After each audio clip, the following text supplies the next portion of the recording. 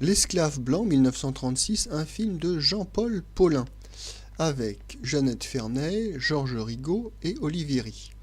Le sujet, en Somalie italienne, un jeune Européen amoureux de la fille de son patron, donc ça c'est Georges Rigaud et Jeannette Fernay, est chassé de la plantation par ce dernier, Olivieri.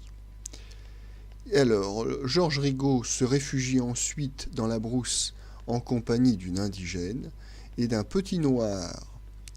La jeune indigène est tuée par les hommes de sa tribu et Georges Rigaud est heureusement sauvé in extremis par le planteur qui est revenu à de meilleurs sentiments, donc arrive au dernier moment pour le sauver.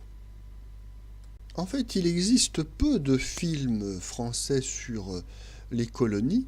D'ailleurs, on peut le regretter parce que c'est un sujet extrêmement exotique qui prête bien à des aventures cinématographiques, mais bon, les films coloniaux sont relativement rares, et encore plus lorsqu'ils concernent l'Afrique noire. Nous aurons L'homme du Niger en 1939 avec Harry Bor. Nous aurons également Brazza, l'épopée du Congo, toujours en 1939. Et puis nous avons ce film, L'esclave blanc, qui, ma foi, est fort bien fait et est une réussite.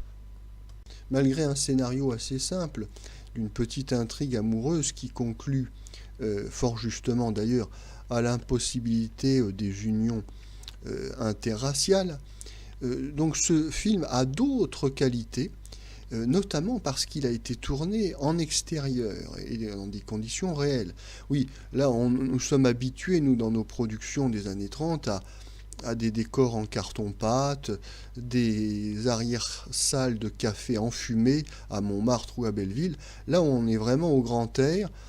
Et ce film, d'ailleurs, donc, a été d'abord confié à Dreyer, qui se récusa, et l'équipe du film suivit en Afrique l'expédition italienne Quadrone, organisée par le journal La Stampa, pour faire de la propagande fasciste en Somalie italienne. Oui, puisque, bon, il n'est pas question de refaire de la géopolitique des années 30, mais à la suite d'une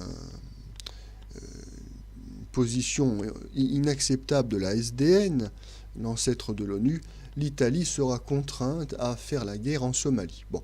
Ceci étant, les plans donc tournés en extérieur sont absolument remarquables. Nous avons des superbes images de la faune sauvage.